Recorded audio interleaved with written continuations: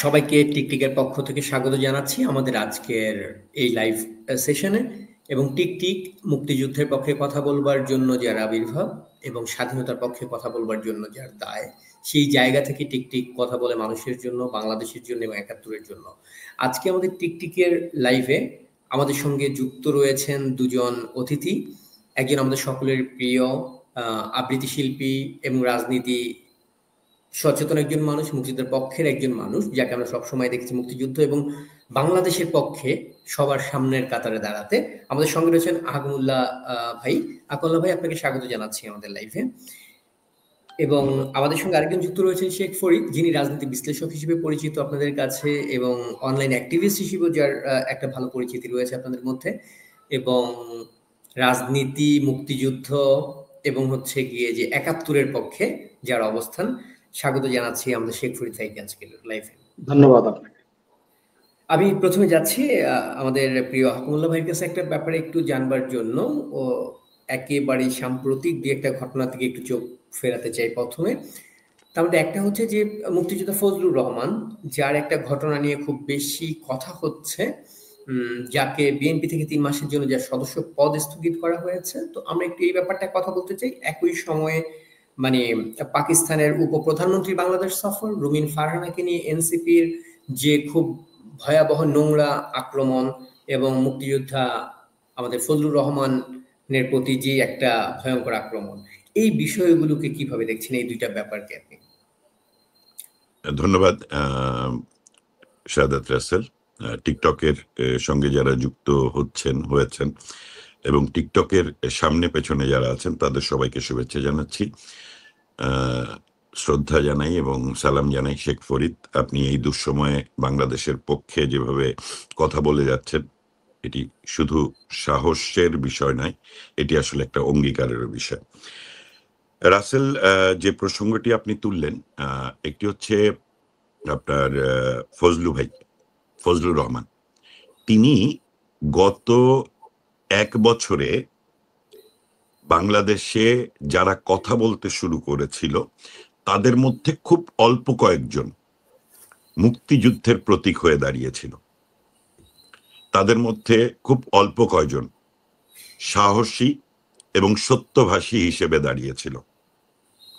তার ভেতরে অন্যতম হচ্ছেন অ্যাডভোকেট ফজলুর রহমান। ফজলুর রহমান সম্পর্কে আমরা জানি, উনি মুক্তিযুদ্ধের পক্ষের মানুষ, বঙ্গবন্ধুর আদর্শের সৈনিক, ছাত্রলীগের সভাপতি ছিলেন, দীর্ঘদিন ছাত্র রাজনীতি করেছেন, তারপরে আওয়ামী লীগের নেতা ছিলেন। বাংলাদেশ আওয়ামী লীগ ছেড়ে উনি বিএনপিতে যোগ দেন এবং বিএনপিতে যোগ দেওয়ার আরেকটা কারণ ছিল, ওনার বক্তব্যের ভেতর দিয়ে কিন্তু একটি বিষয় খুব স্পষ্টভাবে উঠে এসেছে যে বিএনপিরও কিন্তু মুক্তিযুদ্ধের পক্ষের বয়ানের বাইরে আলাদা কোনো বয়ান বিএনপির ছিল না। অর্থাৎ জিয়াউর রহমান স্বাধীনতার ঘোষক, এটা বিএনপি মনে করে এবং তার উপরে ভিত্তি করে একজন নিশ্চিতভাবে জিয়াউর রহমান একজন মুক্তিযোদ্ধা ছিলেন। মুক্তিযুদ্ধের সময় তার বিভিন্ন ভূমিকা নিয়ে প্রশ্ন থাকতে পারে আমাদের, কিন্তু তার নামের আগে মুক্তিযোদ্ধা আছে এবং তিনি বীর উত্তম খেতাবপ্রাপ্ত এবং একজন সেক্টর কমান্ডার ছিলেন। মুক্তিযুদ্ধ পরবর্তীতে 75-এর 15ই আগস্টের মধ্য দিয়ে অনেক কিছু ঘটেছে। জিয়াউর রহমান একটি রাজনৈতিক দল গঠন করে, যেই রাজনৈতিক দলটার মুক্তিযুদ্ধের বয়ানের বাইরে অন্য কোনো রাজনৈতিক বয়ান থাকবার কথা ছিল না, যে কারণে ফজলুর রহমানের মতো অনেক মানুষ যারা বঙ্গবন্ধুর আদর্শের সৈনিক কিন্তু রাজনৈতিক দল করতে গিয়ে দলের অভ্যন্তরীণ কোন্দল বা বিভিন্ন রকম সমস্যার কারণে আওয়ামী লীগ থেকে তারা বিএনপিতে যোগ দেয়। তাদের ভেতরে অনেককেই আমরা সত্য কথা বলতে শুনেছি। ব্যারিস্টার মওদুদ আহমেদও কিন্তু বঙ্গবন্ধু, মুক্তিযুদ্ধ এবং বাংলাদেশ এর বাইরে কিন্তু তিনি কখনো যান নাই। ঠিক ফজলুর রহমানও বঙ্গবন্ধু, মুক্তিযুদ্ধ, বাংলাদেশ এর বাইরে কিন্তু যায়নি। এখানে একটি বিষয় লক্ষণীয়, বিএনপির কিন্তু বঙ্গবন্ধুকে অস্বীকার করার কোনো প্রক্রিয়া নাই, কিন্তু বঙ্গবন্ধুকে ছোট করার প্রক্রিয়া আছে। যে বঙ্গবন্ধু 71-এর 25শে মার্চ রাতে দেশকে অ্যাবান্ডন করে দিয়ে উনি পাকিস্তানের কাছে আত্মসমর্পণ করেন। এই ব্যাখ্যা নিয়ে আমরা যারা মুক্তিযুদ্ধের পক্ষের মানুষ বাংলাদেশে, বঙ্গবন্ধু মুক্তিযুদ্ধ এবং বাংলাদেশে এই প্রশ্ন যারা আপোষ করি না, তাদের দ্বিমত আছে। শুধু দ্বিমত না, রীতিমতো আমাদের সঙ্গে তাদের মুখোমুখি অবস্থান আছে। কিন্তু বিএনপির কিন্তু জিয়াউর রহমান, মুক্তিযুদ্ধ এবং বাংলাদেশ, অর্থাৎ মুক্তিযুদ্ধের ঘোষক জিয়া, স্বাধীনতার ঘোষক জিয়া এবং মুক্তিযুদ্ধের ভেতর দিয়ে 16ই ডিসেম্বর বাংলাদেশ স্বাধীন, এবং সেই বাংলাদেশটার একটি স্বাধীন ভূখণ্ড আছে, সীমানা আছে, স্বাধীনতা সার্বভৌমত্ব রক্ষায় বিএনপি তার রাজনৈতিক অঙ্গীকার আছে এবং সংবিধান তারা মানে। এবং দেখেন 24-এর 5 আগস্টের পরে যখন নাকি পুরো ষড়যন্ত্রটা সামনে আসলো, অর্থাৎ জামাত নেতাই স্বীকারোক্তি দিচ্ছে যে এই পুরো আন্দোলনটার সঙ্গে তারা জড়িত ছিল, যখন নাকি মৌলবাদীরা পুরো বিষয়টাকে সমর্থন করছে যে এই পুরো আন্দোলনটার সঙ্গে তারা জড়িত ছিল, এবং এটিও সুস্পষ্ট যে মার্কিন ডিপ স্টেটের ষড়যন্ত্র ছিল। এখন মার্কিন ডিপ স্টেটের ষড়যন্ত্রের সঙ্গে যদি আমরা 71-এর হেনরি কিসিঞ্জারের ষড়যন্ত্রকে মিলাই, তাহলে কিন্তু 2-এ 2-এ 4 মিলে যায়। আমরা যদি পাকিস্তানের বিরুদ্ধে যুদ্ধ ঘোষণা করেছি, আর 5 আগস্টের পর থেকে পাকিস্তান সরকার, পাকিস্তানের সেনাবাহিনী, পাকিস্তানের জাহাজ বাংলাদেশে নোঙ্গর করা, এইগুলোর ভিতর দিয়ে পাকিস্তানেরও 54 বছর পরে স্বাধীন বাংলাদেশে তাদের একটি অবস্থান তৈরির সুযোগ আসলো। এবং জামাত যখন নাকি একজন রাজাকারের সাজাপ্রাপ্ত রাজাকারকে মুক্ত করিয়ে তাকে ফুলের মালা দিয়ে বরণ করে নেয়, তখন বিএনপির অনেক নেতাকে আমরা কিন্তু মুক্তিযুদ্ধের পক্ষে অবস্থান নিতে দেখেছি। তাহলে যেই বিএনপি ফজলু ভাই করতে গিয়েছিল, সেই বিএনপি কিন্তু 5 আগস্টের পরে মুক্তিযুদ্ধ এবং বাংলাদেশের পক্ষে অবস্থান নিয়েছিল।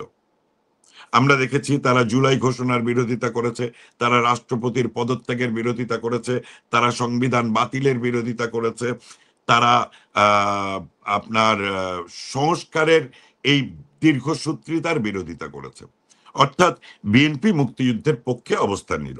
তাহলে সেই বিএনপি, যেই বিএনপিতে ফজলু ভাই যোগ দিয়েছিল, যেই বিএনপি 5 আগস্টের পরে মুক্তিযুদ্ধের পক্ষে অবস্থান নিয়েছিল, সেই বিএনপি কেন আজকে এসে ফজলু ভাইকে বহিষ্কার করলো? এটির অন্যতম কারণ হচ্ছে বিএনপি 91 থেকে 96 সালে ক্ষমতায় থাকা, আর 2001 থেকে 2006 ক্ষমতায় থাকা, এটার ভিতরে কিন্তু আকাশ পাতাল ফারাক রয়েছে। আকাশ পাতাল ফারাক হচ্ছে 91 থেকে 96 পর্যন্ত যখন বিএনপি ক্ষমতায় ছিল, তখন জামাত বিভিন্ন রাজনৈতিক ইস্যুতে বিএনপির বিরোধিতা করেছে। কিন্তু 96-এ এসে যখন নাকি নতুন নির্বাচন হলো, তখন কিন্তু 96-তে যখন বিএনপি হেরে গেল, তখন বিএনপি বুঝতে পারলো যে ভোটের ইকুয়েশনে, যেই বাংলাদেশে ভোটটা হচ্ছে মুক্তিযুদ্ধের পক্ষ এবং মুক্তিযুদ্ধের বিপক্ষ, বাংলাদেশের ভোটটা হচ্ছে আওয়ামী লীগ অ্যান্টি আওয়ামী লীগ, এটি 70-এর নির্বাচন থেকে, সেই ভোটের ইকুয়েশনে তারা জামাতের সঙ্গে পার্মানেন্টলি, স্থায়ীভাবে গাঠবন্ধন করলো। এই গাঠবন্ধনে জামাতকে কিন্তু 2001-এ এসে তারা সরকারের অংশ করলো। 2 জন জামাতের চিহ্নিত রাজাকারকে তারা মন্ত্রী করলো। বিএনপিরও চিহ্নিত রাজাকার সালাউদ্দিন কাদের চৌধুরী প্রভাবশালী বিএনপির নেতা হয়ে উঠলো এবং বিএনপির মন্ত্রী হলো। তাহলে সেই বিএনপি 2006-এ যে মুক্তিযুদ্ধের চরিত্র থেকে বেরিয়ে এসে যুদ্ধাপরাধীদের একটা চরিত্র ধারণ করলো, মুক্তিযুদ্ধের বিপক্ষের একটা চরিত্র ধারণ করলো, সেই বিএনপি 2024-এর 5 আগস্টের পরে মুক্তিযুদ্ধের পক্ষে অবস্থান নেয়ার পরেও তারা কিন্তু এই সময় এসে মুক্তিযুদ্ধের বিপক্ষে গেল। এর অন্যতম কারণ হচ্ছে রাজনৈতিক পাপ। বিএনপির 2টো রাজনৈতিক পাপ আছে, তার মধ্যে একটি হচ্ছে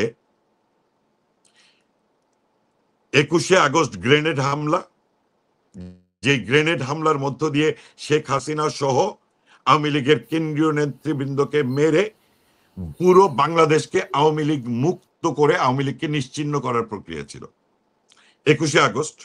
এই 21শে আগস্ট গ্রেনেড হামলার সঙ্গে মার্কিন ডিপ স্টেট যেমন জড়িত, পাকিস্তান সরাসরি জড়িত এবং ইসলামী মৌলবাদী জঙ্গি গোষ্ঠীগুলো সরাসরি জড়িত, এবং এই পুরো পরিকল্পনাটা তারেক জিয়ার হাওয়া ভবনে বসে হয়েছে। স্বরাষ্ট্রমন্ত্রী বাবর, এনএসআই এর তৎকালীন ডিজি রেজ্জাকুল হায়দার, এগুলো কিন্তু প্রমাণিত হয়েছে। এই প্রমাণিত সত্যকে অস্বীকার করার বিএনপির কোনো জায়গা নাই। তার মানে তারেক জিয়ার যে রাজনৈতিক পাপ, 21 আগস্টের যে পাপ, সেই পাপের পরিপূর্ণ প্রমাণ কিন্তু ইউনূস সরকারের কাছে পাকিস্তানও দিয়ে দিয়েছে, আমেরিকাও দিয়ে দিয়েছে। লন্ডনে যখন নাকি ডক্টর ইউনূস গেল, তখন সবাই ভেবেছিল যে তারেক জিয়া অনেক ক্ষমতাশালী, ডক্টর ইউনূস যাচ্ছে তার কাছে সারেন্ডার করতে।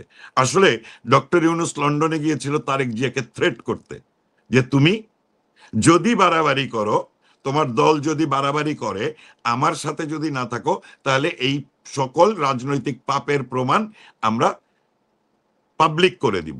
এবং এখন সোশ্যাল মিডিয়াতে পাবলিক করাটা 1 মিনিটের ব্যাপার মাত্র। এটা তারেক জিয়াকে প্রথমে ভয় দেখালো। আরেকটা হচ্ছে, আন্তর্জাতিক রাজনীতিতে বাংলাদেশের ভূখণ্ড অত্যন্ত গুরুত্বপূর্ণ একটা ভূখণ্ড, যার 3 দিকে ভারতের সীমানা রয়েছে। এই যে 10 ট্রাক অস্ত্র মামলা, যেটা একটা 10 ট্রাক অস্ত্র ধরা পড়েছিল, আরো অনেক 10 ট্রাক অস্ত্র কিন্তু বাংলাদেশের ভূমি ব্যবহার করে বাংলাদেশ থেকে ইন্ডিয়া, আমাদের যে 3 দিকে ভারতের বর্ডার সীমানা, সেই সীমানাতে অস্ত্রগুলো জঙ্গিদের কাছে পৌঁছাতো, উগ্র জঙ্গি গোষ্ঠীর কাছে পৌঁছাতো, যারা ভারতকে রাজনৈতিকভাবে অস্থিতিশীল করত। এখন এই যে পাকিস্তান আবার এই ভূমি দখল নিল, ভারত চিন্তিত হয়ে গেল, তাদের সীমানা অরক্ষিত। আবার তারেক জিয়া যে ভারতের সীমানা অরক্ষিত করার সঙ্গে সম্পৃক্ত ছিল, সুতরাং পাকিস্তানিদের পক্ষে যদি সে না থাকে, তাহলেও কিন্তু তারেক জিয়া বিপদে, খালেদা জিয়া বিপদে। এই জায়গাতে দাঁড়িয়ে বিএনপি সুস্পষ্টভাবে এই 5 আগস্টের পরে বিএনপি খুব অল্প সময়ের জন্য, ফজলু ভাইয়ের মতো অনেক নেতা যখন বঙ্গবন্ধু, মুক্তিযুদ্ধ, বাংলাদেশ এই প্রশ্নে আপোষহীন থাকলো, সেই জায়গাতে দাঁড়িয়ে এই সময়ে এসে আবার ডক্টর ইউনূস তার ক্ষমতা দেখালো, অর্থাৎ বিএনপিকে আবারও মুক্তিযুদ্ধের বিরুদ্ধে নিয়ে গেল, এবং ফজলু ভাইয়ের মতো লোককে প্রথমে শোকজ, তারপরে প্রপার কারণ দেখানোর পরেও 3 মাসের জন্য স্থগিতাদেশ দেওয়া হলো। এই জায়গাতে দাঁড়িয়ে এই জায়গাটা একটু হাকাম ভাই, আপনাকে একটু থামাচ্ছি আমি। আপনার কথা সূত্র ধরে আমি একটু শেখ ফরিদের কাছ থেকে একটা ব্যাপার জানতে চাই। সেটা হচ্ছে, ফরিদ ভাই, আপনি এই যে এত সময় হাকাম ভাই যে বিষয়গুলো উত্থাপন করলো, এই ব্যাপারগুলো সঙ্গে আমার সম্পূরক জানাটা আমি আপনার কাছ থেকে জানতে চাই। সেটা হচ্ছে যে সম্প্রতি আমরা দেখেছি, যখন ইয়ের বিরুদ্ধে, মুক্তিযোদ্ধা আমাদের ফজলুর ভাইয়ের বিরুদ্ধে যখন বিএনপি অবস্থানটা নিল, বা তার বিরুদ্ধে যখন নোটিশ জারি করলো বা স্থগিত করলো, এই ঘটনাটা এমন একটা প্রেক্ষাপটে ঘটলো যখন বাংলাদেশে পাকিস্তানের উপপ্রধানমন্ত্রী এসেছেন, এবং শেখ হাসিনা, মানে খালেদা জিয়ার সঙ্গে তার মিটিং। খালেদা জিয়ার সঙ্গে যখন মিটিং, সেই মিটিং এর আগে থেকে আমরা আরো 2-3 দিন আগে থেকে দেখছিলাম যে এনসিপি সহকারে অনেকেই মুক্তিযোদ্ধা ফজলুর রহমানের বিচার দাবি করা, তাকে খুন করতে চাওয়া, তার নামে ভয়ঙ্কর মব লেলিয়ে দেওয়ার মতো পরিস্থিতি তৈরি করলো। সেই জায়গায় দাঁড়িয়ে পাকিস্তানের উপপ্রধানমন্ত্রী এনসিপির সঙ্গে মিটিং করলো। সেই মিটিং এর পরে গেল শেখ হাসিনার, মানে খালেদা জিয়ার সঙ্গে মিটিং করতে। এখন খালেদা জিয়ার সঙ্গে মিটিংটা করবার পরে আমরা যেটা দেখলাম, সেটা হচ্ছে মুক্তিযোদ্ধা ফজলুর রহমানকে হুমকি দেয়া বা তাকে দলীয় পদ স্থগিত করার প্রক্রিয়াটা। এটার সঙ্গে পাকিস্তানের প্রভাবটাকে আপনি কিভাবে দেখছেন, বা পাকিস্তানের উপপ্রধানমন্ত্রী এবং খালেদা জিয়ার মিটিংটাকে কিভাবে দেখছেন আপনি? ধন্যবাদ আপনাকে, সেই সাথে আকামুল্লাহ ভাইকে শুভেচ্ছা, এবং ঠিকের দর্শকদেরকে অনেক অনেক শুভেচ্ছা। আপনি যে প্রশ্নগুলো তুলে আনলেন, বর্তমান বাংলাদেশে এই কথাগুলো হাটে ঘাটে মাঠে বন্দরে সব জায়গায় আলোচনা হচ্ছে। আপনি এটা বলে ফেলতে পারেন যে টক অফ দ্য সিটি না, টক অফ দ্য কান্ট্রি। শিক্ষিত অশিক্ষিত, অরাজনৈতিক ব্যক্তিত্ব, রাজনৈতিক ব্যক্তিত্ব সবাই আলোচনা করতেছে, স্কুল কলেজ মাদ্রাসা সব জায়গায়, বিশ্ববিদ্যালয়। আপনি দেখেন, শুধু যে ইসাকটা এই পাকিস্তানের, বা যেটাকে আমরা ভিখারিস্তানও বলতে পারি, সেই ভিখারিস্তান বা পাকিস্তানের যে উপপ্রধানমন্ত্রী এবং তিনি পররাষ্ট্রমন্ত্রী একই সাথে, অদ্ভুত ব্যাপার। যাই হোক, সেটা তাদের ব্যাপার। তিনি যখন বাংলাদেশে আসলেন, আমরা অদ্ভুত কিছু চিত্র দেখলাম। আপনি কি এর আগে কখনো বিএনপির চেয়ারপারসনের সাথে কাউকে শেক হ্যান্ড করতে দেখেছেন? খুব কেউ কেউ এটা প্রশ্ন তুলেছে, আমি গবেষণা করিনি, আমিও বলতে পারবো না। কেউ কেউ প্রশ্ন তুলেছে তিনি কারোর সাথে শেক হ্যান্ড করেন নাই, কিন্তু পাকিস্তানের ইসাক দারের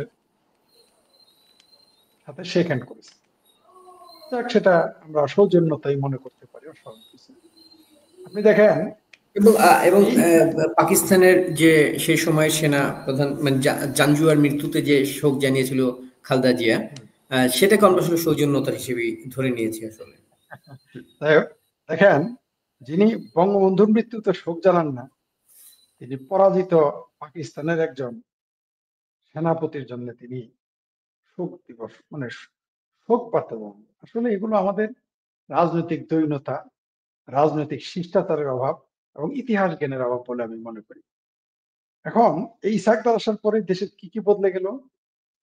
প্রথমত, আপনি দেখলেন যে সারা বাংলাদেশে যারা পাকিস্তানপন্থী, যারা মুক্তিযুদ্ধ বিরোধী, তাদের একটা ঈদ লেগে গেল।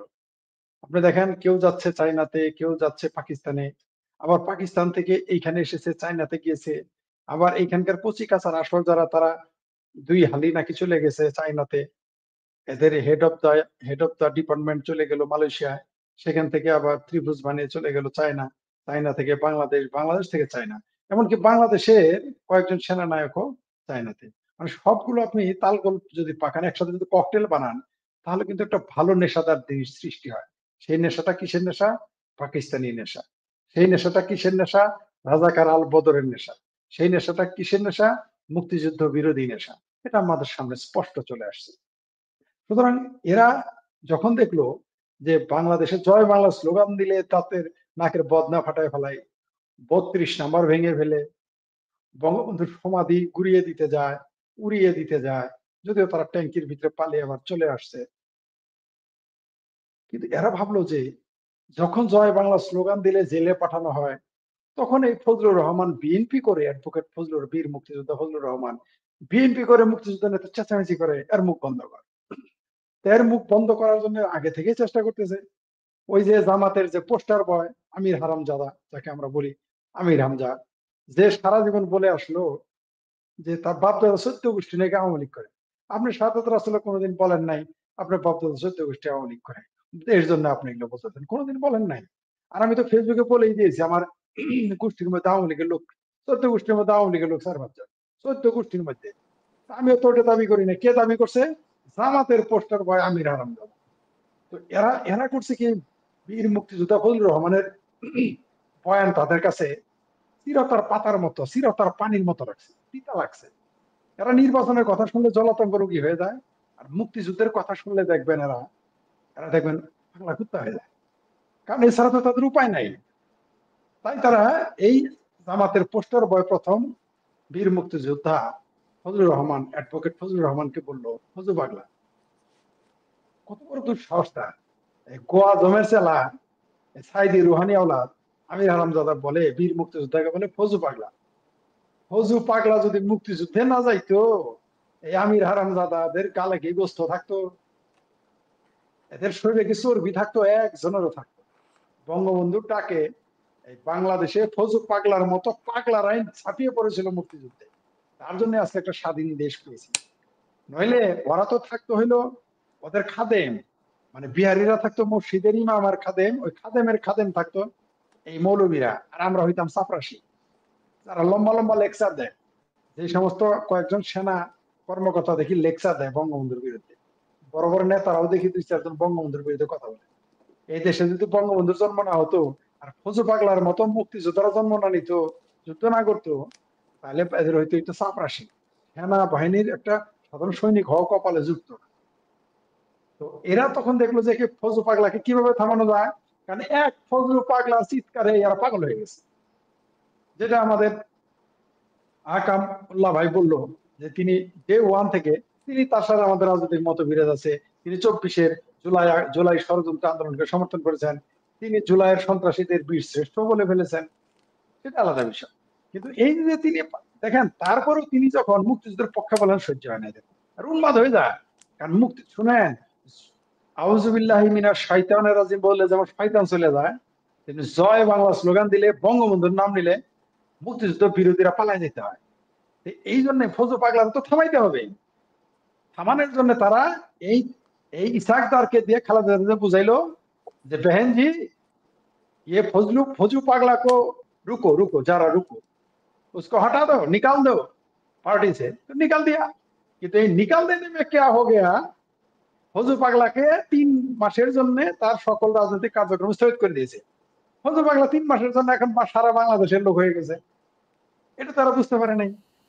আমি একটু ফরিদ ভাই আপনাকে একটু থামাচ্ছি। আমি এই প্রসঙ্গে জাস্ট আরেকটু বিষয় জানতে চাইব তাহকামুল্লাহ ভাইয়ের কাছে, তারপরে আমি একটা অন্য বিষয়ে যাব, যেটা আমাদের জন্য খুবই সেন্সিটিভ একটা বিষয়। সম্প্রতি যে ঘটনাটা আমাদের সবাইকে নাড়া দিয়েছে, আমরা এরকম একটা টপিকে কথা বলবো। তার আগে জাস্ট আমি একটু আপনার কাছ থেকে একটা প্রশ্ন জেনে নিতে চাই। সেটা হচ্ছে বিএনপি মুক্তিযোদ্ধা ফজলুর রহমান এমন একটা সময় দাঁড়িয়েছিলেন যখন তার বাড়ির সামনে বসেও পাকিস্তানপন্থী সেই হায়েনারা চিৎকার করছে, যখন তাকে খুনের দাবি তুলছে।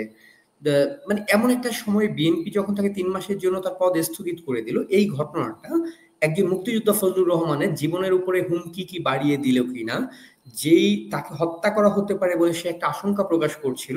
কয়েকদিন আগে আমাদের আরেকটা লাইভে এসেও সে এটা বলেছে যে সে আশঙ্কা প্রকাশ করছে তাকে মেরে ফেলা হতে পারে। তো আসলে সেই মৃত্যুর পরটাই কি বিএনপি তৈরি করে দিল কিনা ফজলুর রহমানের জন্য? প্রথমত হচ্ছে যে বিএনপির এই ফজলু ভাইকে বহিষ্কারের ভেতর দিয়ে বিএনপির একটি রাজনৈতিক চরিত্র নতুন করে সামনে আসলো। বিএনপির জন্ম কিন্তু মুক্তিযুদ্ধের বিরোধিতাকারীদেরকে সংগঠিত করে তাদেরকে পুনর্বাসিত করে রাজনৈতিক দল গঠন করা।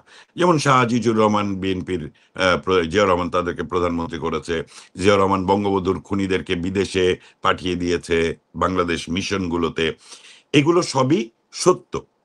এবং এই যে ঘটনাগুলো ঘটলো বাংলাদেশের মাটিতে, জামাতে ইসলামীকে পুনর্বাসনের ভেতর দিয়ে 2001 থেকে বিএনপির একটি চরিত্র সামনে আসলো, এবং 2008-এ আবার শেখ হাসিনা ক্ষমতায় আসার পর বিএনপি জামাত কিন্তু ঐক্যবদ্ধভাবে মাঠে কর্মসূচি দিতে থাকলো। এবং বিএনপির ছাত্রদল কিংবা যুবদল কিংবা স্বেচ্ছাসেবক দলের নেতাকর্মীদের চেয়ে অনেক বেশি অ্যাগ্রেসিভ, অনেক বেশি সুসংগঠিতভাবে শিবিরের ছেলেরা আন্দোলনটা করলো।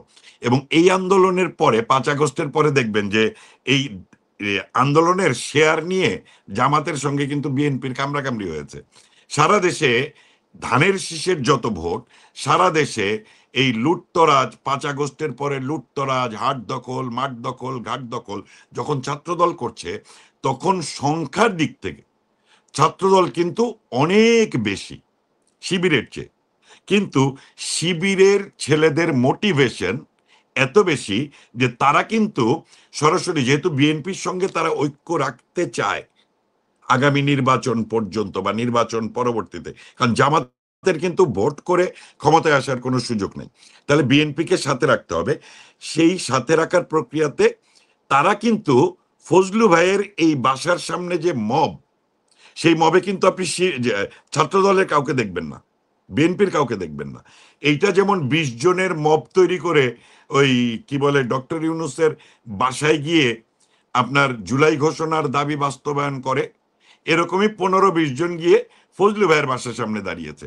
এইখানে শক্তি কিন্তু সংখ্যা না। রাজনীতিতে মাঠ দখলের প্রক্রিয়া সকল সময় ছিল রাজনৈতিক কর্মীরা মাঠে থাকবে, কিন্তু এখন এসে কিন্তু কামলারা মাঠে থাকে, পেইড লোকরা মাঠে থাকে, খুব অল্প কয়জন, 15-20 জন মিলে যমুনা ঘেরাও করে ডক্টর ইউনূসকে দিয়ে একটা ঘোষণা দেওয়া দেয়। 15-20 জন মিলে ফজলু ভাইয়ের বাসার সামনে গিয়েছে। কিন্তু ফজলু ভাইয়ের মৃত্যু সংখ্যা আমরা করি, কারণ 5 আগস্টে যেমন স্নাইপার হত্যা করেছিল ছাত্রদেরকে, এবং এটি যে টার্গেট কিলিং ছিল, এবং এটি যে পাকিস্তান এটার সঙ্গে জড়িত, ইসলামিক জঙ্গিরা এটার সাথে জড়িত, ফজলু ভাইকে এই 15-20 জন মিলে কিন্তু হত্যা করতে পারবে না।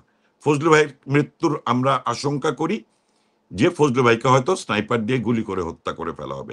কারণ এই সময় এসে ফজলু ভাইকে হত্যা করা মানে বাংলাদেশে মুক্তিযুদ্ধকে এই সময় এসে একটা হত্যা করার প্রক্রিয়া।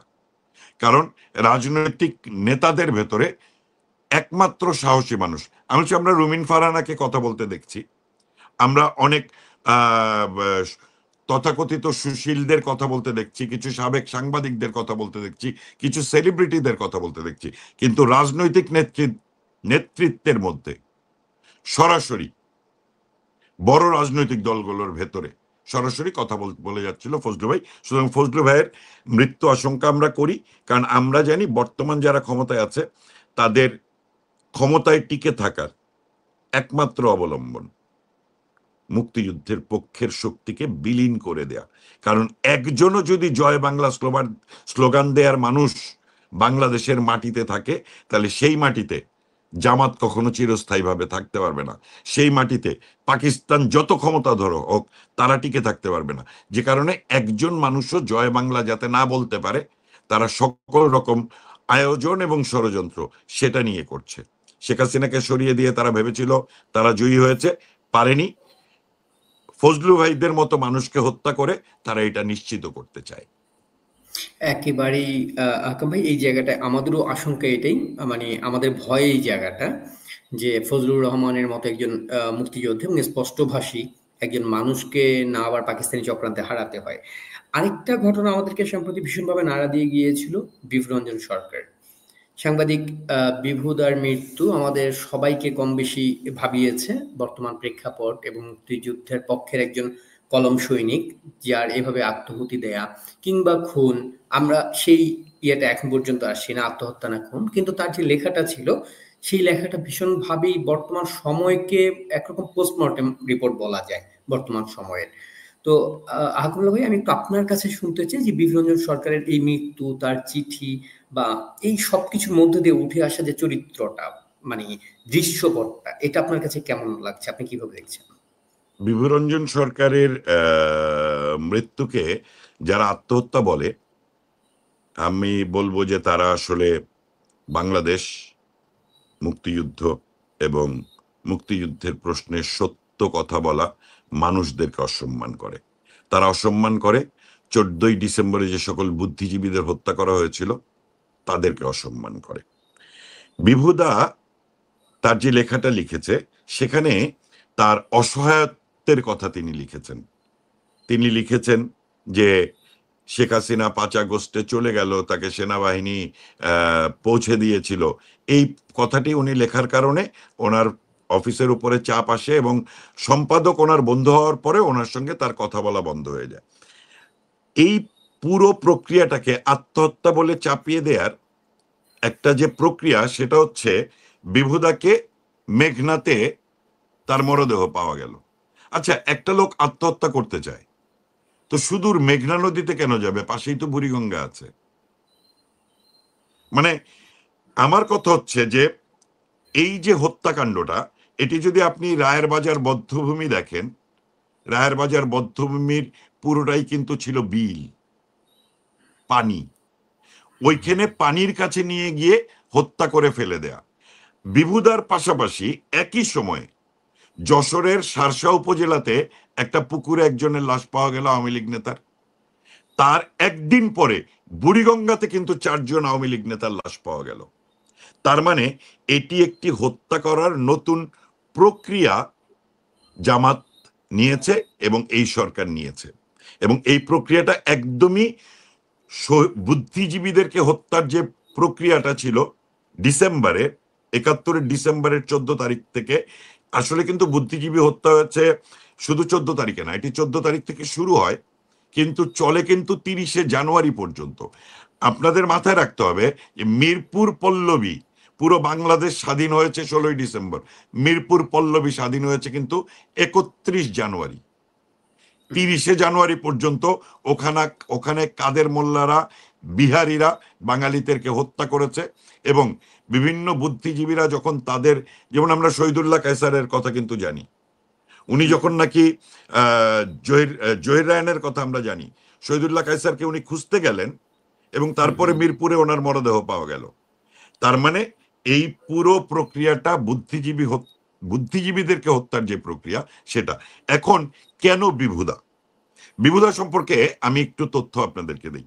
বিহুদা ছাত্র জীবনে ছাত্র ইউনিয়ন করত, কিন্তু উনি সাংবাদিকতাতে প্রবেশ করার পরে 2001-এর 1 অক্টোবরের নির্বাচনের রাতে, এক রাত্রে যখন 1 লক্ষ নারীকে ধর্ষণ করা হয় একদিনে, আপনাকে বলতে পারি যে শুধুমাত্র বরিশালের একটি গ্রামে, ওই গ্রামের যত নারী আছে তাদের সকলকে ধর্ষণ করা হয়েছিল। পঙ্গু শেফালি ঘোষ পর্যন্ত কিন্তু রক্ষা পায়নি। ওই 91 থেকে 96-এর মধ্যে সাংবাদিক বালুকে হত্যা করা হয়েছিল। এই সকল হত্যাকাণ্ডের বিরুদ্ধে ওই সময়ে মানবতার বিরুদ্ধে অপরাধ একটা কনভেনশন হয়, যেখানে বাংলাদেশের সকল বুদ্ধিজীবীরা ওইটার সঙ্গে জড়িত ছিল। চারুশিল্পী এমদাদ হোসেন, শিল্পী ওয়াহিদুল হক, সাংবাদিক বিভুরঞ্জন সরকার, barrister Amirul Islam, barrister রকুনউদ্দিন Mahmud, barrister Tania আমির, এরা মিলে মানবতার বিরুদ্ধে অপরাধ একটা কনভেনশন করে। এবং সেই কনভেনশনে উইলিয়াম স্লোন নামে একজন কানাডিয়ান মানবাধিকার কর্মী আসেন এবং তিনি ওটি সারা বিশ্বে পৌঁছে দেওয়ার ব্যবস্থা করেন। বিভুদার অন্যতম অপরাধ হচ্ছে ওই যে 91 থেকে 96 জামাত বিএনপির দুঃশাসনের বিরুদ্ধে উনি কেন কথা বলেছিল, এবং তারা আশঙ্কা করছিল এই যে পত্রিকাতে শেখ হাসিনার বিদেশ যাবার নিয়ে উনি যে লেখাটি লিখেছেন, এরপরে উনি কিন্তু লিখতে শুরু করবেন আবারও জামাত বিএনপির বিরুদ্ধে, সেই শঙ্কা থেকে ওনাকে হত্যা করা হয়েছে। সুতরাং এটি নিশ্চিতভাবে হত্যাকাণ্ড, এবং আমার ভয় হয় এই বিভুরঞ্জন সরকার কিংবা ফজলুর রহমান কিংবা একেবারেই তরুণ প্রজন্মের নেতা রুমিন ফারহানা কিংবা সাংবাদিক মাসুদ কামাল কিংবা আপনার আনিস আলমগীর, আব্দুল নূর তুষার, এদেরকে হত্যা করতে পারে, এটি আমার শঙ্কা। এবং বাংলাদেশের মাটিতে এটি যদি না ঘটায় তাদের যেমন অস্তিত্বের সংকটে পড়বে, আর আমরা যদি এই যারা এখন দেশের পক্ষে কথা বলছে, যারা মুক্তিযুদ্ধের পক্ষে কথা বলছে, যারা বঙ্গবন্ধুর পক্ষে কথা বলছে, যারা মনে করছে যে শেখ হাসিনার কোনোভাবেই ফ্যাসিস্ট নয়, ফ্যাসিস্ট বর্তমান সরকার, এবং শেখ হাসিনাকে ফ্যাসিস্ট আখ্যায়িত করে ক্ষমতা থেকে সরিয়ে দেয়া একটি আন্তর্জাতিক ষড়যন্ত্র, তাদেরকে হত্যা করা হবে এই আশঙ্কা আমরা করি, এবং আমাদেরকে যুদ্ধবদ্ধ হয়ে ওই শক্তির বিরুদ্ধে লড়াইটা চলমান রাখতে হবে, লড়াইটা করতে হবে আমাদের লড়াইটা। এই আশঙ্কার জায়গাটা থেকে আমি সাম্প্রতিক একটা বিষয় একটু ফরিদ ভাইয়ের দৃষ্টি আকর্ষণ করতে চাই, সেটা হচ্ছে ডাকসু নির্বাচন। ডাকসু নির্বাচনের প্রশ্নটাকে আমি একটু দুইটা ভাগে করতে চাই। আমি দ্বিতীয় অধ্যায়টা হাকাম ভাইয়ের কাছে জানতে চাইবো। প্রথমে আপনার কাছে জানতে চাচ্ছি যে ডাকসু নির্বাচনটাকে আপনি কিভাবে দেখছেন, যখন শিবিরের কোন কর্মীরা তাদের সদস্য, ঢাকা বিশ্ববিদ্যালয় শিবিরের কারা কারা রয়েছে, এই ব্যাপারগুলি কোথাও প্রকাশিত না। সাধারণ শিক্ষার্থীর ব্যানার, যেরকম আজকে দেখলাম শিবিরের একজন সিনিয়র নেতা, যে সাবেক মানে ঢাকা বিশ্ববিদ্যালয়ের স্টুডেন্ট, বর্তমানে শিবিরের সঙ্গে জড়িত, সে হচ্ছে সাধারণ শিক্ষার্থীদের ব্যানারে একটা প্যানেল, যে প্যানেলে প্রমোট করতেছে, এবং সে বলতেছে যে এটা আমাদের প্যানেল। তাদের নিজেদের শিবিরের নামে প্যানেল রয়েছে, এবং সে আবার সাধারণ শিক্ষার্থী একটা প্যানেলকে নিজের বলে তার ফেসবুক পোস্টে শেয়ার দিয়েছে। তো এই যে শিবির মানে 3-4টা ছদ্মবেশ নিয়ে 3-4টা প্যানেল খুলে বসেছে, মানে আপনি যেই গোলপোস্টেই দেন না কেন সেটা শিবিরের গোলই হবে, সবগুলো গোলপোস্ট নয় তাদের। তো এই জায়গায় বসে ডাকসু নির্বাচনটাকে আপনি কিভাবে দেখছেন? ধন্যবাদ আপনাকে আবারও। আসলে যেই দিন এই রক্কাটা পার্টি শিবিরের সাবেক ক্যাডার নিয়াজ খানকে ঢাকা বিশ্ববিদ্যালয়ের ভিসি নিয়োগ দেওয়া হয়, সেদিনই আমরা বুঝে গিয়েছিলাম যে দাল মে কুছ কালা হায়। তো এরা তো আপনি যেটা বললেন, এরা গোল পোস্ট, মানে খেলোয়াড়ও তারা, প্রতিদ্বন্দ্বীও তারা, রেফারিও তারা, বিচারকও তারা, এমনকি যে মেডেলটা দিব ওই মেডেলটাও তার। বিষয়টা এরকম, অর্থাৎ আপনি যেদিকে যান তারা থাকবে, অর্থাৎ 19 ঘর পাড়া 20 ঘরই তারা। বিষয়টা এরকম হয়ে গেছে। আপনি দেখেন, আমি এও শুনলাম যে ডাকসুতে নাকি সেনাবাহিনী পাহারা থাকে, মানে একটা হাস্যকর ব্যাপার। পৃথিবীর ইতিহাস, মানে বাংলাদেশের ইতিহাসে কোন ডাকসু নির্বাচন কোনোদিন কি সেনাবাহিনী পাহারা হয়েছে? বরং সেনাবাহিনীদের ক্যান্টনমেন্টের লোকজন আরো ঢাকা বিশ্ববিদ্যালয়ে ঢুকতে পারে না। জেনারেল জিয়াউর রহমানকে কলার ধরে কিল ঘুষি দিয়ে ঢাকা বিশ্ববিদ্যালয় ছাড়া করেছিল ছাত্র ছাত্র সংগঠন, ছাত্ররা। এর সাথে মতো স্বৈরাচার ঢুকতে পারে নাই। সেই জায়গায় ডাকসু নির্বাচন করবে সেনাবাহিনীর তত্ত্বাবধানে, আবার বলে স্ট্রাইকিং ফোর্স হিসেবে যাবে। এটা স্ট্রাইকিং ফোর্স কার পক্ষে যাবে? শিবিরের পক্ষে? আমরা তো তাই মনে করতেছি, জামাতের পক্ষে। তাছাড়া তাদের কি কাজ সেখানে? মানে ছাত্ররা এই নির্বাচনটা যে একটা, মানে এই নির্বাচনের মাধ্যমে তো বুঝতে পারতেছেন যে আসলে যদিও নির্বাচন হওয়ার সম্ভাবনা খুব কম, তারা যদিও নির্বাচন করে কিরকম হবে এখন বুঝতে পারতেছেন। আগামীতে জাতীয় সংসদ নির্বাচন হলে ডাকসু নির্বাচনে আর্মি লাগে, এটা তো ডাকসুর ইতিহাসের জন্য কলঙ্ক, এটা তো ছাত্রদের জন্য কলঙ্ক, এটা সেনাবাহিনীর জন্য কলঙ্ক। যেখানে যারা সবাই সর্বোচ্চ মেধাবী, তারা দাবি করে মেধা না কোটা, মেধা না কোটা। এখন দেখি আর্মির লোটা লাগে তাদের, ঘটনা কি? এরা সর্বোচ্চ শিক্ষিত মেধাবী ছাত্র সেখানে গিয়েছে, তারা নিজেরা ভোট দিতে ভয় পায়, বা ভোট দিতে জানে যে ভোট, মানে কি কারণে তারা ভয় পায়? কেন সেনাবাহিনী লাগবে? তারাই তো 8 pass, SSC pass, matric pass, intermediate pass করলে সেনাবাহিনীর লোক হয়। আর ওইখানে সর্বোচ্চ মেধা ভর্তি হইতে লাগে, সর্বোচ্চ মেধাবী যে যে কোনো সময় আর্মির মেজর হয়ে যেতে পারে, ক্যাপ্টেন হয়ে যেতে পারে। মানে আমি বলতেছি যে শুরুতেই তারা অফিসার হিসেবে ঢুকতে পারে, এত মেধাবী তারা। আর তাদের নির্বাচন, একটা ভোট দিতে সেনাবাহিনী লাগবে, ওইখানে আমি বারবার, ওইখানে তারা আনসারও রাখার দরকার নাই। যদি সেনাবাহিনীকে নিয়ে ভোট দিতে হয়, তাও সরকার কার? এটা কি আওয়ামী লীগ ক্ষমতা? এখন কি আওয়ামী লীগ ক্ষমতা বা ছাত্রলীগ পাওয়ারে? তারাই তো পাওয়ারে। তারা পাওয়ারে থাকতে যদি সেনাবাহিনী নিয়ে নির্বাচন করতে হয়, এখন বুঝেন তাহলে আগামীতে নির্বাচনটা কিরকম হবে। আসলে এই বাংলাদেশে যা এখন ঘটতেছে সবই সার্কাস, সবই কমেডি। এখন মানুষের আসলে দিলদার তো মারা গেছে, মতিও মারা গেছে, কমেডিয়ান বাংলাদেশে ভালো কমেডিয়ানও নাই। এখন সেনাবাহিনী কমেডিয়ান রূপে আসতেছে, মানুষ তো এগুলো হাসবে। আমি তো আরো অবাক হয়ে যায়, ছাত্ররা এটা কিভাবে মেনে নিচ্ছে যে ভাই আমরাই ভোট দিব, তোমাদের কি দরকার? বিশ্ববিদ্যালয়ের শিক্ষকেরা তো পদাধিকার বলেই তারা ম্যাজিস্ট্রেসি পাওয়ার নিয়ে রাখছে, পদাধিকার বলে তারা ম্যাজিস্ট্রেসি পাওয়ার আছে। তাহলে সেখানে কেন সেনাবাহিনী যাবে? এটা আমি বুঝতে পারি না। কিন্তু আসলে তো বুঝতে পারি না তা না, আসলে কি, মানে তারা বুঝাই দিতে চায়, এরা জানে, শুনেন, মৌলবাদী শক্তি কখনোই সোজা পথে ক্ষমতায় যেতে পারে না, যেটা আগামুল্লাহ ভাই বলে এলেন। তারা জিন্দাগিতে, আমি বারবার বলি যে আমি শেখ ফরিদ 64 জেলায় কুত্তা মার্কা নিয়ে ইলেকশন করবো। আমি বলি তো আমি কুত্তা মার্কা নিবো, জামাত শিবিরা যে কোনো যে ইসা মন ধরে তেইসা মার্কা নিব, তারা ইলেকশনে ফেল করবে। আর যদি নৌকা মার্কা নিয়ে ইলেকশন করি, তো জামানতই থাকবে না। আমি তো কোনো রাজনৈতিক ব্যক্তি না, আমার যদি এই দশা হয়, তাহলে আওয়ামী লীগের নেতারা ইলেকশন করলে কি হবে? আওয়ামী লীগের নেতারা নৌকা মার্কা নিয়ে ইলেকশন করলে কি হবে? এরা জানে মৌলবাদ এবং সন্ত্রাসী যারা, জঙ্গি যারা, তারা জানে যে নির্বাচনের মাধ্যমে জনগণ তাদের মেনে নিবে না। মানুষ মৌলবীদের কাছে মেয়া বিয়ে দেয় না ভাই। মৌলবী, আপনার বাচ্চার মুসলমান হইলে আমার পোলার মুসলমান মৌলবী নিয়ে আসবো, বাপ মা মরলে মৌলবী নিয়ে আসবো, পোলাপানের নাম রাখতে মৌলবী নিয়ে আসবো, বিয়া সাদিতে মৌলবী আনবো, ঘর বানাইতে মৌলবী আনবো, মিলাদ পড়াবো। কিন্তু কেউ কিন্তু মৌলবীর কাছে মেয়া বিয়ে দেয় না। এই মেয়েদের কেউ ভোট দিবে না, মৌলবীদের কে ভোট দিবে এরা জানে। তাই তারা এখন সেনাবাহিনীর কাঁধে চড়ে তারা ডাকসুতো পাশ করতে চায়, এটা স্পষ্ট। কিন্তু এটা করাতে কি হয়ে গেল জানেন? ওই যে আমরা বললাম, আসলে তো 5ই আগস্টের জুলাই সন্ত্রাসটা আসলে ছিল একটা অলিখিত সামরিক coup, অলিখিত আর্মি coup। এটা তো এখন স্পষ্ট যে সেনাবাহিনী জামাত ইসলামের অভিষেকে মিষ্টি বিলায়, সেই সেনাবাহিনী আসছে ঢাকা বিশ্ববিদ্যালয়ে কি ওই চিঙ্কু বামদের ভিপি বানানোর জন্য, চিঙ্কু মেঘ মোল্লারে ভিপি বানানোর জন্য গেছে ওইখানে, মেঘ মোল্লা বসুর জন্য? প্রশ্নই আসে না। সেখানে তারা কেন গিয়েছে? জানে যে সেনাবাহিনী থাকলে আন্ডার প্রেসারে থাকবে, কোন রকম ঝামেলার কারণে। এরা ছাত্র দলকে ভয় দেখানোর জন্য, ওই যে বিএনপির নির্বাচনে যেমন মূলা দেখাবো সামনে, তারা আগে ছোট মূলা দেখাইতেছে এই যে এই সংসদ ডাকসুর নির্বাচন। এইখানে বিএনপি ছাত্র দল বুঝতে পারবে কত সুন্দর মূলা গাজর খাওয়ায় দেয়, তার জন্য সেনাবাহিনী নিয়ে গেছে। কারণ এরা জানে যে এরা কখনো ভোটে জিতবে না। আর সেনাবাহিনী গেছে, ইচ্ছা করে গেছে তারা। কে চুলকায় ঘাওয়া না,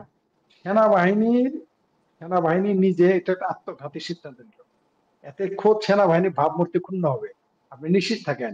পৃথিবীতে মানুষ হাসাহাসি করবে যে ঢাকা বিশ্ববিদ্যালয়ের মতো জায়গায় ডাকসু তাহলে ঢাকা বিশ্ববিদ্যালয়ে উচ্চ শিক্ষিত ভদ্র মেধাবী থাকতে যদি সেনাবাহিনী লাগে, তাহলে আমাদের জামালপুরের কলেজ বিশ্ববিদ্যালয়ে ইলেকশন করতে তো জাতিসংঘের বাহিনী আনতো, তারা তো মারামারি করবে। আমাদের জামালপুরে গেলে, ময়মনসিংহে গেলে, এত টাঙ্গাইলে গেলে, কিশোরগঞ্জ, নেত্রকোনা গেলে তো জাতিসংঘ বাহিনী আনতে হবে। তাছাড়া তো নির্বাচন করে জামাত পাশ করতে পারবেন না। জাতিসংঘ বাহিনী এনে কিন্তু নির্বাচনের পরিকল্পনা আছে, ওরা এটা ওয়ার্ম আপ করতেছে ডাকসু, কিন্তু নির্বাচন হ্যাঁ আছে।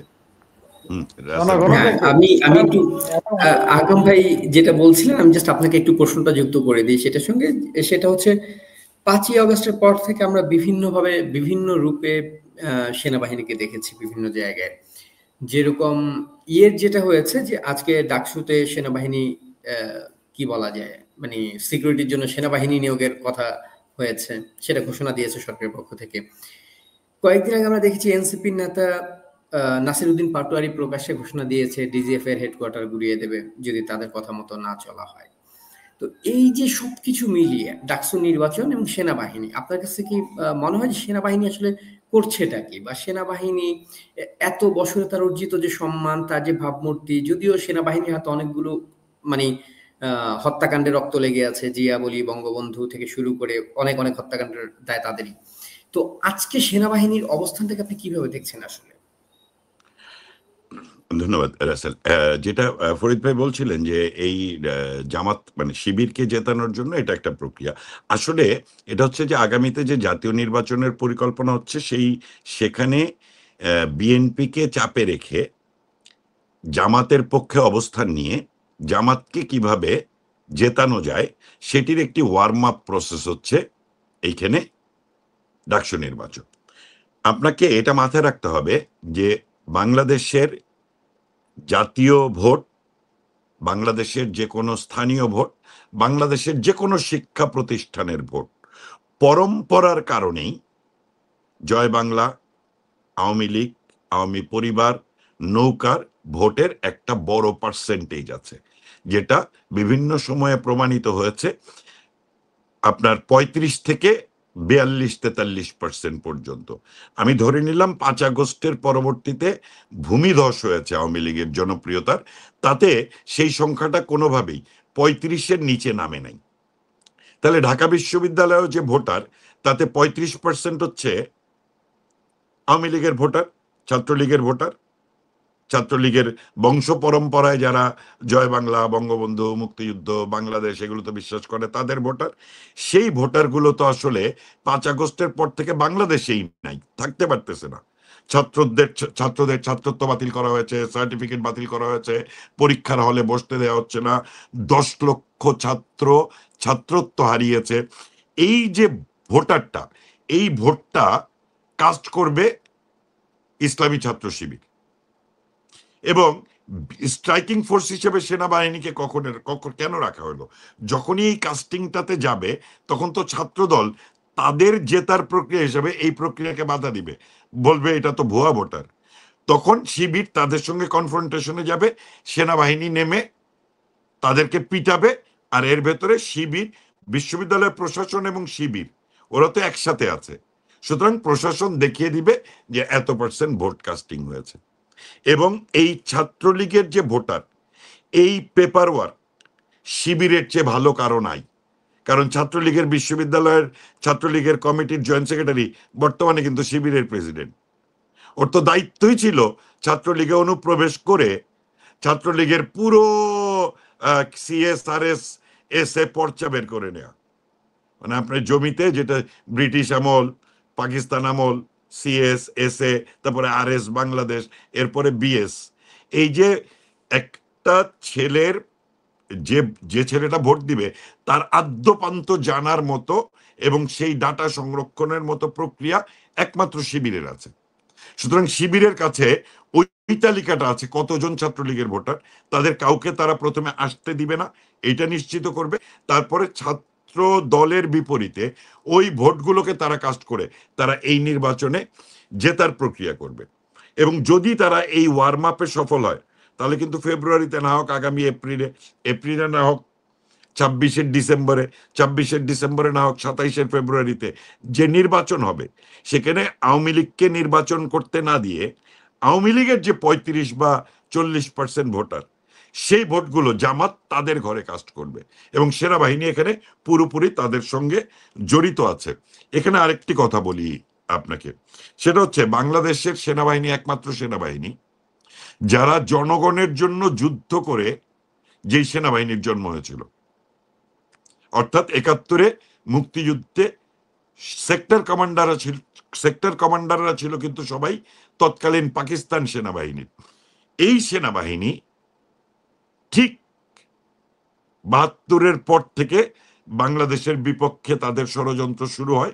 75-এর 15 আগস্টের ভেতর দিয়ে সেনাবাহিনী তাদের নতুন রূপে আবর্তিত হয়। এরপরে প্রথম সামরিক শাসন জিয়াউর রহমান, তারপরে তাকে সরিয়ে দ্বিতীয় সামরিক শাসন এরশাদ, জিয়াউর রহমানকে হত্যা করে সামরিক অফিসাররা, বঙ্গবন্ধুকে হত্যা করে সামরিক অফিসাররা, এবং 2001-এ যখন নাকি 96 থেকে 2001 শেখ হাসিনা ক্ষমতায় থাকলো, মুক্তিযুদ্ধের পক্ষের শক্তি ক্ষমতায় থাকলো এবং উনি বঙ্গবন্ধু হত্যার বিচার করলো। বিচারের রায় যাতে কার্যকর করতে না পারে, কারণ বিচারের রায় হয়েছিল কিন্তু সব সাবেক সামরিক কর্মকর্তাদের বিরুদ্ধে। অর্থাৎ সামরিক বাহিনী তাদের নিজের ব্রাদারহুডের প্রতি প্রেম দেখিয়ে তাদেরই ভাবি অর্থাৎ জিয়াউর রহমানের স্ত্রীকে কিন্তু তারা আবার 2001-এ ক্ষমতায় আনে এবং জিয়াউর রহমানের স্ত্রীর সঙ্গে তারা যুক্ত করে দেয় সরাসরি জামাতকে। আবার এই 2024-এর 5 আগস্ট আপনাদের মনে আছে, বর্তমান সেনাপ্রধান যখন বলে আমি দায়িত্ব নিলাম, এবং তিনি প্রথম যে রাজনৈতিক দলগুলোর নাম উচ্চারণ করে তার মধ্যে প্রথম করে জামাত ইসলামী। আর সর্বশেষ বর্তমানে যে সেনাবাহিনী তাদের চরিত্র উন্মোচিত হয়েছে কিন্তু গোপালগঞ্জে। গোপালগঞ্জ আমাদের জাতির পিতার, আমরা জানি নাকি মুক্তিযুদ্ধ, বঙ্গবন্ধু, বাংলাদেশ, এই 3 প্রশ্নে আমরা যারা আপোষ করি না, আমাদের কাছে কিন্তু তীর্থভূমি হচ্ছে গোপালগঞ্জ, টুঙ্গিপাড়া। আমরা ওখানে জাতির পিতার সমাধিতে শ্রদ্ধা জানাতে যাই। বাংলাদেশের রাষ্ট্রপতি কিংবা প্রধানমন্ত্রী জাতির পিতা বঙ্গবন্ধু শেখ মুজিবুর রহমানের দাফন হবার কথা ছিল, যদি সুস্থভাবে ওনার মৃত্যু হতো তাহলে দাফন হয়তো হতো ঢাকায়, কিন্তু তাকে নিয়ে গোপালগঞ্জে কবর দেয়া হয় তাড়াহুড়া করে ওই সামরিক অফিসাররাই। সুতরাং সামরিক বাহিনীর জন্য শেখ হাসিনা যতই করুক না কেন, শেষ পর্যন্ত সামরিক বাহিনী আওয়ামী লীগের বিরুদ্ধেই থাকবে। শেখ হাসিনা তাদেরকে 2 বেলা ভাতের ব্যবস্থা করেছে, 2 বেলা আমিষের ব্যবস্থা করেছে।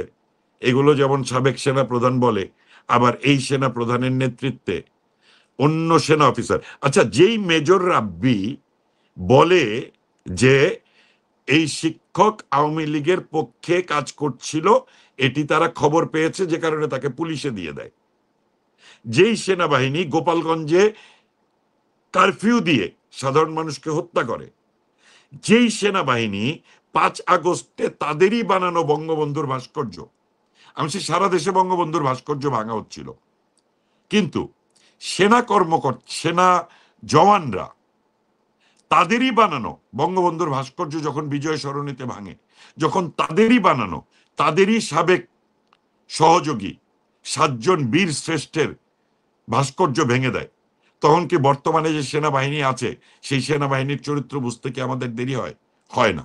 সুতরাং এটি মাথায় রাখতে হবে, যেই সেনাবাহিনী বাংলাদেশের জনগণের জন্য যুদ্ধ করে যেই সেনাবাহিনী গঠিত হয়েছিল, সেই সেনাবাহিনী 75-এর 15 আগস্টের পর থেকেই জনগণের বিরুদ্ধে যেতে শুরু করে এবং আজকে এসে তারা পুরোপুরি জনগণের বিরুদ্ধে অবস্থান নিয়েছে, জনগণের বিরুদ্ধে দাঁড়িয়েছে।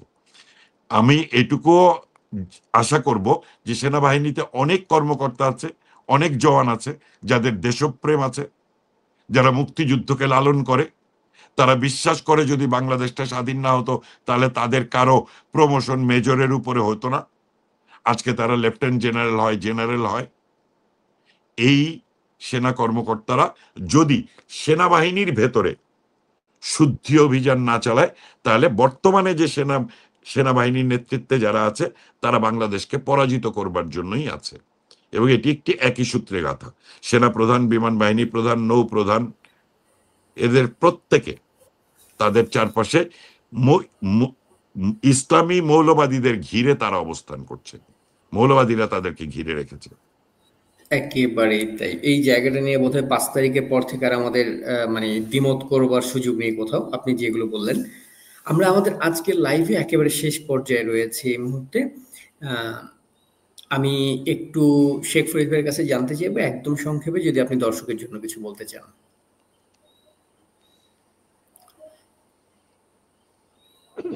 ধন্যবাদ আপনাকে এবং আগমন ভাইকে অসংখ্য ধন্যবাদ। যারা দর্শক দেখবেন তাদেরকেও অগ্রিম শুভেচ্ছা জানিয়ে রাখলাম। দর্শকদের উদ্দেশ্যে আমরা কি বলবো, আমরা শুধু এটাই বলতে চাই, আমরা এই যে মুক্তিযুদ্ধের পক্ষে, গণতন্ত্রের পক্ষে, ধর্মনিরপেক্ষতার পক্ষে, জয় বাংলার পক্ষে কাজ করে যাচ্ছি, আপনারা আমাদেরকে সমর্থন করবেন। আমরা আপনাদের হয়ে কথা বলতেছি। হ্যাঁ, এটা সত্য যে আমরা যারা কথা বলতেছি এই মুহূর্তে আমি হয়তো মাঠে নাই, রাসেল সাহেব হয়তো মাঠে নাই, মাঠে যারা নামবে তারা আমাদের চেয়ে বড় বীর, কোনো সন্দেহ নেই। যারা মাঠে জয় বাংলা স্লোগান দিবে, যারা মাঠে মিছিল করবে, আপনি দেখেছেন সেই দিন গুলিস্তানে এবং চিটাগানে কোথায় মিছিল করলো। আপনি বিশ্বাস করেন, আমার কাছে মনে হয়েছে এরা এরা একজনই 100 শাহাদাত রাসেল, এরা একজনই 100 ফরিদ, এরা একজনই একজন আহকামুল্লাহ, আমার মনে হয়েছে। কারণ আপনি দেখেন, আমরা অন্তত কথা বলছি, আমাদের ধরে নিয়েতে মারতে অন্তত 3 দিন সময় লাগবে, তাদের কিন্তু 3 সেকেন্ডের মধ্যে নিয়ে যেত। তারা সাহস করে বেরিয়ে পড়েছে কোনো ডাক ছাড়া। তাই জনগণকে আমি কিছু বলতে চাই না, আমরা তাদের কি বলবো। তবে আমাদের জনগণের প্রতি আস্থা আছে। যেই দিন আমরা ডাক দিব, যেই দিন আমরা মাঠে থাকবো, জনগণ বানের পানির মতো নামবে, মাঠে নামবে এবং এই তথাকথিত ইউনুস গ্যাংদের উচ্ছেদ করবে, ইউনুস সরকারকে উচ্ছেদ করবে এবং মুক্তিযুদ্ধের পক্ষের সরকার প্রতিষ্ঠা করতে এই বাংলাদেশের জনগণই আমাদের শেষ ভরসা, তারাই আমাদের আশ্রয়স্থল।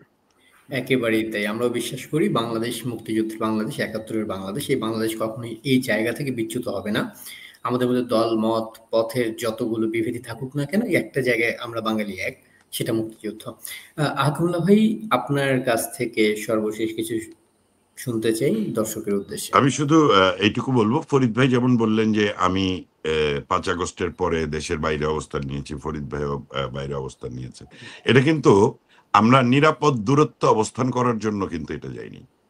মুক্তিযুদ্ধ মানে ৭১-এর 25শে মার্চ রাতে যখন নাকি অপারেশন সার্চ লাইট হলো, তখন কিন্তু তাজউদ্দিন, সৈয়দ নজরুল ইসলাম সহ আওয়ামী লীগের, ছাত্রলীগের সকল নেতা কর্মীরা কিন্তু নিরাপদ অবস্থানে যায়।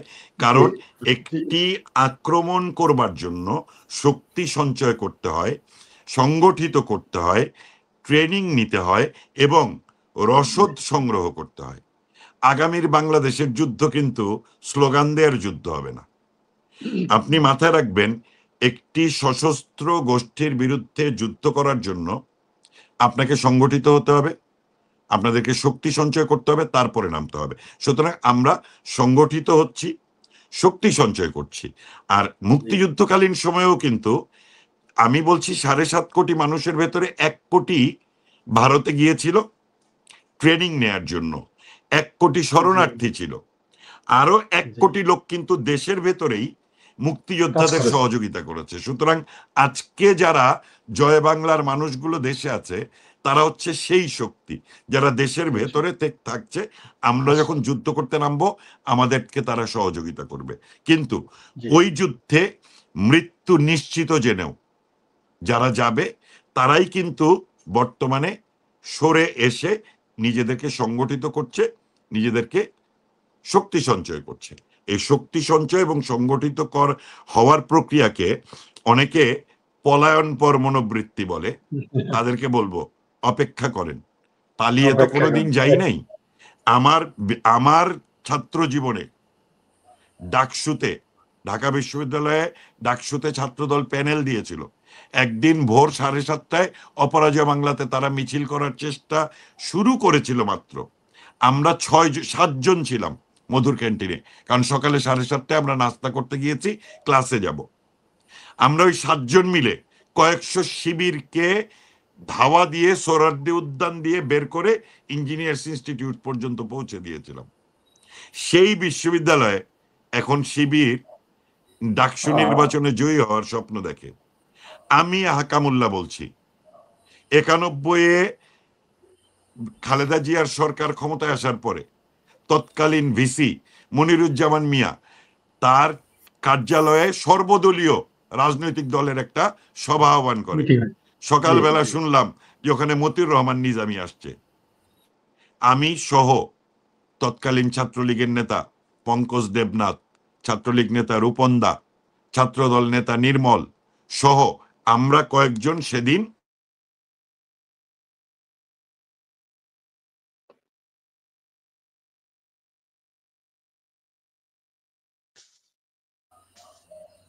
সম্ভবত হাকাম ভাইয়ের সংযোগটি কোনো কারণে জটিলতার মধ্যে পড়েছে।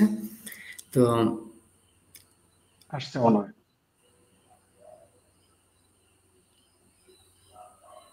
না, সংযোগের সমস্যা হচ্ছে।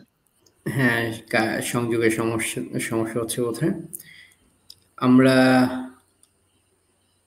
হ্যালো, হাকাম ভাই, আপনি কি শুনতে পাচ্ছেন আমাদেরকে? আচ্ছা, তাহলে আজকের মতো আমরা এখানে শেষ করতে পারি। সম্ভবত মানে নেটওয়ার্কের কোনো জটিলতার কারণে হাকাম ভাই আমাদের সঙ্গে যুক্ত হতে পারছেন না। সবাইকে ধন্যবাদ যারা টিকটিকের এত সময় এই ভিডিওটা দেখলেন এবং টিকটিকের সঙ্গে ছিলেন।